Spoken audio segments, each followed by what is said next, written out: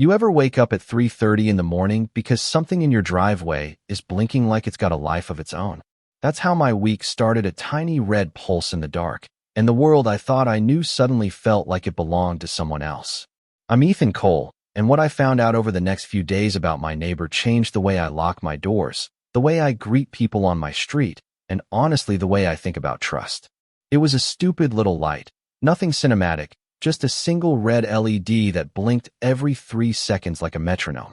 I heard a soft click, and because I have that kind of insomnia where you overthink everything, I pulled back the blinds and saw her Martha Reed standing at her upstairs window, right across the fence, staring at my house like she owned the night. Martha had always been the kind of neighbor who kept the HOA newsletter meticulously folded, who corrected you at the community meeting about the proper angle to hang a holiday wreath. Mid-40s, neat hair, perfect beige SUV, the kind of person you wave to at 7 a.m. and think, yep, Pinebridge Commons is in good hands. Seeing her at 3:30 a.m., watching my driveway that felt wrong in a way wrong doesn't cover. I went outside half caffeinated and half curious, flashlight on, like someone who might be picking up a dropped earring, but not like someone who expects to discover a tiny professional camera buried in a fake rock. It sat there in my flower bed, totally disguised, lens peeking like a shark fin. My hands shook not from fear exactly, though there was that more like someone who's found a betrayal stitched into the very fabric of his life. I traced a thin black wire. It ran under the fence to Martha's side. That was the point where denial packed up and left town. You don't call the sheriff first unless you want to lose your mind, so I did what felt reasonable. I took photos, I called the HOA, and when the HOA confirmed there was no permission for any of this, I called the county non-emergency line. Deputy Alvarez answered, calm and steady, the kind of voice that makes you feel suddenly less alone with your outrage. He didn't scoff, he didn't say, "Are you sure?" He scheduled someone to come out, and that small choice to listen, to document, to treat me like a person whose privacy mattered made all the difference. When law enforcement showed up, it was methodical and quiet in a way that made the day feel heavier, like something solemn was about to happen. Deputy Alvarez used a cable tracer, followed the buried line like a bloodhound, and the signal led straight to Martha's garage. He asked me to stay calm, to not confront her, and for a few hours I did what he asked because I'm not made for confrontation that might get messy. But when they knocked on her door and announced a search warrant, and she opened it with the kind of smile that said she was ready for a polite chat, I knew we were both wrong to expect a tea party. Martha's garage was, how do I put this without sounding like I've been watching spy movies, a command center. Monitors lined the wall like windows into other people's lives, each labeled with addresses from the block. DVRs hummed like a low thunder. Filing cabinets had tabs with dates and notations. It was organized, precise, profitable. Layers of folders labeled visitor logs, pattern analysis, incident reports.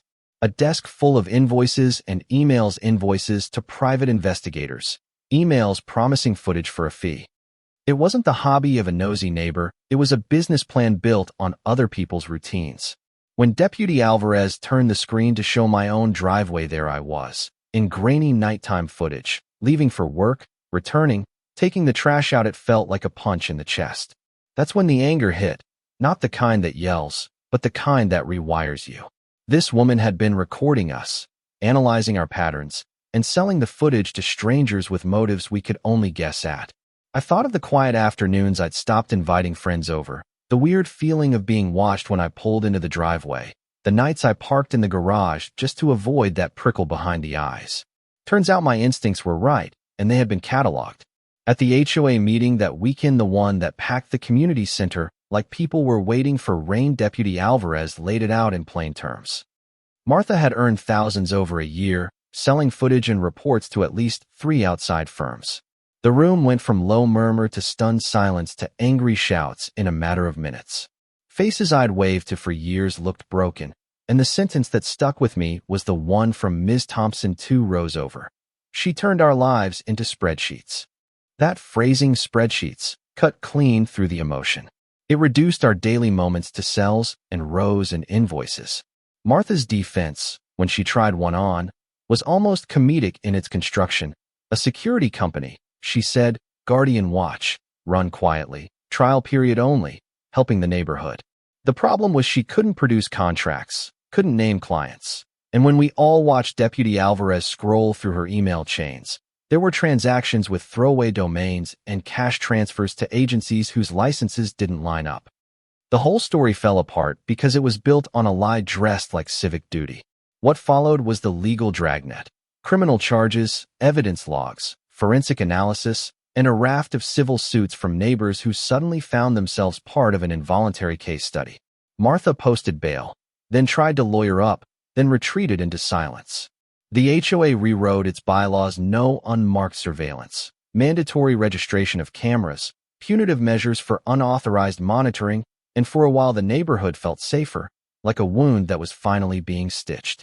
But the story doesn't have a neat, pat ending because these things rarely do. Martha's business had ripple effects. Some buyers who used the footage in legal proceedings were investigated, 2 private investigators lost their licenses, and 1 law firm received sanctions for using illicitly obtained evidence. People who'd used the footage to gain leverage found themselves on the receiving end of legal trouble. And for me, something personal surfaced. Back during my divorce, something I'd been bitter about our attorney had presented records that suddenly made less sense. Turns out those observations might have been purchased, not discovered. We settled later, quietly. The money didn't put things back together, but it did force an admission that made the settlement feel less like a loss and more like a correction.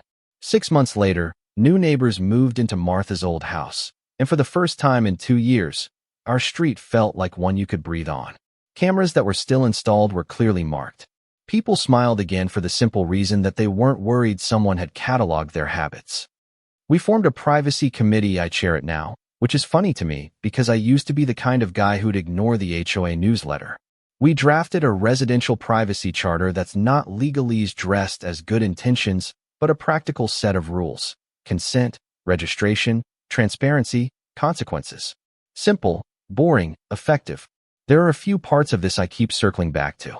One is the ordinariness of it. Martha had been your PDA meeting type, the person who complained about untrimmed hedges. The other is the scale of the harm. A woman with a tidy life turned her neighbors into products. The third is the reminder that small, consistent violations add up: a fake rock, a motion detector, a spreadsheet, and suddenly a community's trust is a number on a balance sheet. If there's a takeaway, it's this: privacy is not a luxury, it's a baseline. Being watched slowly erodes how you move through the world. It makes you smaller. It makes you suspicious of the people who live nearest to you. The law helped, the community helped, but it was the small acts: neighbors showing up at meetings, people insisting on accountability, folks who bothered to ask questions that actually fixed things. So I'm asking you, right now, what would you do if you found a camera in your yard?